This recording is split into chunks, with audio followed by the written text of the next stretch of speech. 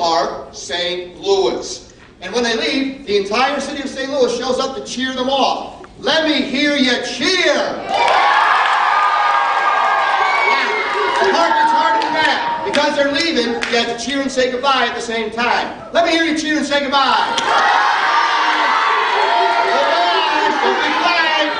And because our story takes place a long time ago, guys, be quiet when I tell you to. We got a long journey and we're starting 5 minutes late. All right, gotta get out of here. All right. Now, because our story takes place a long time ago, they had a special way of cheering for people they really liked. It's where we get to say and give somebody 3 cheers from. Because when you really like somebody, you gave them 3 hearty huzzahs. Can I hear 3 hearty huzzahs? Guys, your huzzahs don't count unless your hand goes in the air. Give me 3 hearty. I saw you. What's that, guys? Put your hand up in the air. Huzzah! Huzzah! I'm really surprised when the Tiger game you pull that one out on them. All right. Now, once they leave St. Louis, we are in the wilderness. We're going to see animals we've never seen before. You and I have seen them. Lewis and Clark never saw them. One of their jobs, write everything down. Draw a picture. Give it a name. Small enough, send one back. The first animal they run into, you guys all know what it looks like, a buffalo. A buffalo looks like a cow that's wearing a sweater, right? But a cow does not move. A cow kind of burps, grunts, and hiccups all at the same time. So, a cow would sound like this. I'm sorry, a buffalo would sound like this. Can I hear a whole herd of buffalo? That's disgusting. That is perfect. Now, once we get out into the prairie, we meet a little critter about this big. He looks like a squirrel, but he doesn't have a bushy tail. And he barks like a little dog. Since they find this squirrel in the prairie and it barks like a dog, they name it the what? Absolutely wrong. Lewis and Clark say it looks like a squirrel and it barks, they name it the barking squirrel. It gets the name prairie dog about 80 years later when settlers come out there and they rename it. So Lewis and Clark, it's a barking squirrel, and it barks like a little lap dog, like this. Yip, yip, yip. Let me hear a bunch of barking squirrels.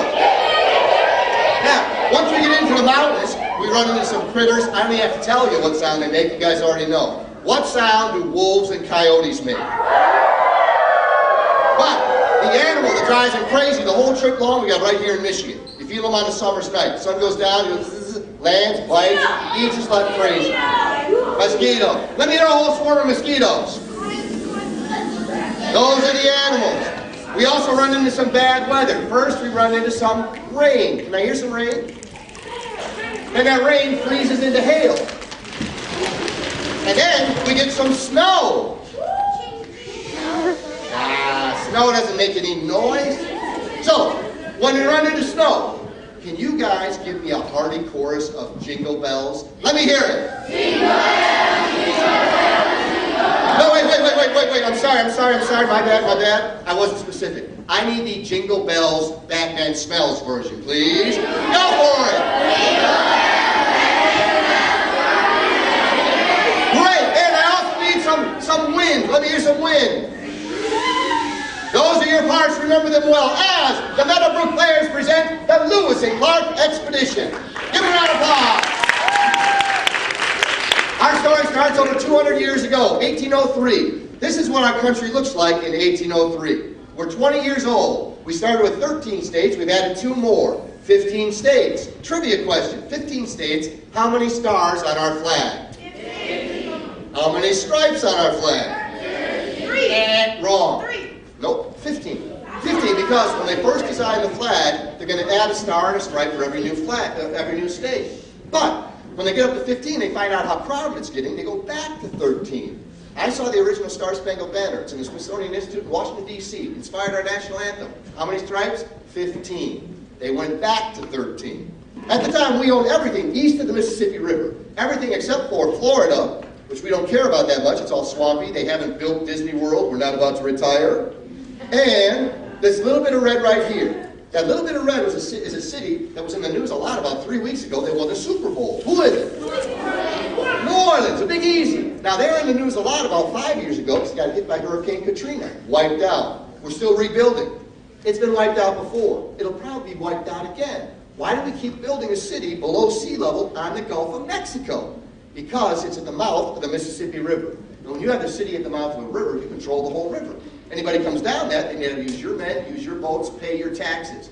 Big moneymaker. That's why you have major cities at rivers. Detroit, the Detroit River. New York, bottom of the Hudson. Philadelphia, bottom of the Delaware. New Orleans, bottom of the Mississippi. But we'd love to own New Orleans, but we don't at the time. At the time, it's owned by a country called France. So President Thomas Jefferson, he sends an ambassador to try to buy the city of New Orleans. But when the ambassador, France is run by a guy named Napoleon. This guy, you've seen pictures of, he's got his hand in his shirt all the time. He's out to conquer the world. He is always in wars, so he needs money all the time. So when the ambassador shows up and says, excuse me, Mr. Emperor, we'd like to buy the city of New Orleans. Napoleon says, no. I will not sell you the city of New Orleans. I will sell you that whole area in red. The Louisiana Territory, the Louisiana Purchase. So by signing a piece of paper and handing over $15 million, we double the size of our country. Only problem is, we don't know what's out there. No one's ever been, except for trappers, traders, and the Native Americans. We've heard stories. Anybody here like dinosaurs, paleontology? At the time, they just found the very first fossils out west. They think there might be dinosaurs out there. They've heard of mountains made of nothing but salt. They've heard of a race of people who don't have any heads. They have their faces in their chest. Yeah, they ate the breakfast like this today. We have no idea. So President Thomas Jefferson writes a letter to his very good friend, Captain Meriwether Lewis.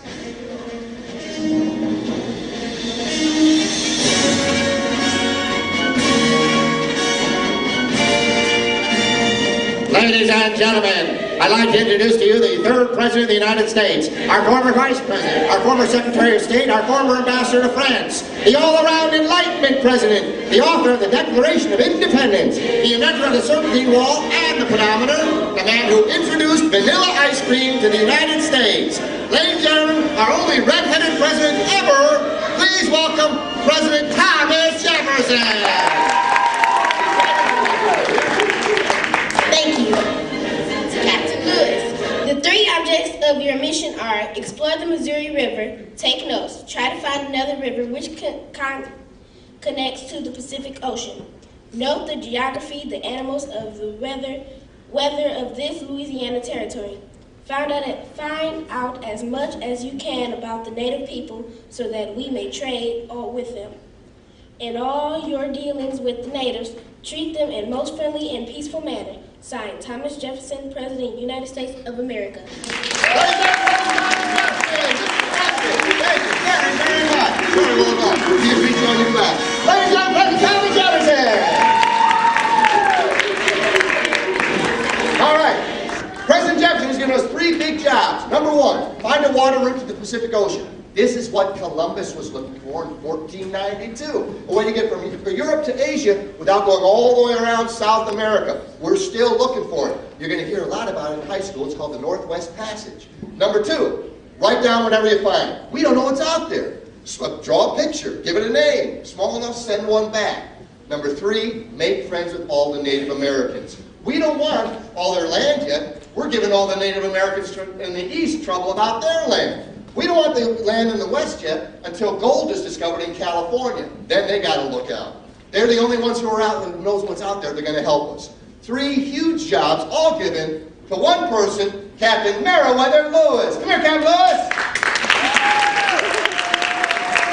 Oh, now you might have noticed something. Historically speaking, Captain Meriwether Lewis and President Jefferson were both men. The young ladies we have playing those roles today are not men, are you? No, nor need they be. You guys got great imaginations. Here's where we start using them. I throw everything up in the air. Everybody's playing all different parts. We're going to have to really stretch those imaginations and accept it because we really got to use them. All right, Captain Lewis, you just got handed three huge jobs. Are you going to do that all by yourself? You don't have to. Why don't you ask for some help? So he asked his friend Captain William Clark to help him out. Here comes Captain Clark. Captain Lewis, Captain Clark, very good friends. They served together in the Army. Both of these men come from the great state of Virginia. At the time, Virginia was a slave state. Both of these men owned slaves. Captain Clark brought one of his along. Mr. York. Come on, Mr. York. Wait a minute. See, here's where we got to start using our imagination. I could have used an African-American student as Mr. York. People complain. I got to throw it all up in the air, see where everybody gets. You got to please everybody, you can't please nobody. So, remember, African-American student, African-American slave. Now, Mr. York is ignored by history for about 200 years except as a stereotype. Then in the 1960s, when we get some good African-American studies going on, we find out what an amazing man he is. Yes, he is a slave, but he gets to the top of the slave hierarchy. He's what's called a personal slave. These two men are the same age. They've grown up together. They spend all their days together. He's like a butler to Captain Clark. They eat the same meals. They sleep in the same room. He gets them dressed every day. But he is still a piece of property. Oh, God bless you. To Captain... okay. But Mr. York earns rights and privileges a slave wouldn't have anywhere in the 15 states or any of our territories. He becomes a full member of the Corps of Discovery. We'll show you about that in just a second. Captain Clark is very good at organizing men, so Captain Lewis, your first job is send him away. Just go like this. Perfect. Guys, sit on down. Captain Clark goes out to St. Louis to get volunteers for our trip. Now, in the meantime, we got to get ready for a trip, a long trip. Now, if you're going to take a trip on a river, what's the first thing you need? A boat. So Captain Lewis goes to Pittsburgh, Pennsylvania, and orders a boat to be made. There it is right there, from a sketch in his diary. It's called a keel boat. Very long, very shallow. Holds a lot of stuff, but can go in shallow rivers. You might think you haven't seen this boat before, but I bet you have. A couple years ago, the U.S. Mint started monkeying with our nickels. What's up with that? That was to honor Lewis and Clark. Have you seen the nickel with a boat on it? That is a picture of Lewis and Clark's boat. In fact, if you look real careful, it says Lewis and Clark right underneath the boat. To honor Lewis and Clark and the westward expansion. Okay, we got a boat. Now, Captain Lewis, we're going to have to know a lot of stuff. We're going to have to know about animals, plants, rocks, how to make maps, how to tell where we are with the stars. You're going to need no medicine in case anybody gets sick. So are we going to bring like an encyclopedia, a big book? What do you think? We can't. They haven't been written yet. Okay? So you're going to be our encyclopedia. Right there. That's going to be our library. Captain Lewis goes to Philadelphia and studies everything. Biology, animals, botany, plants, geology, rocks, cartography, how to make maps. Studies medicine with the best doctor in the country, a guy named Dr. Benjamin Rush. He's so important he signed the Declaration of Independence. Now, medicine at the time is completely different than what we think today. At the time, they thought you were healthy or unhealthy, depending on liquids in your bodies called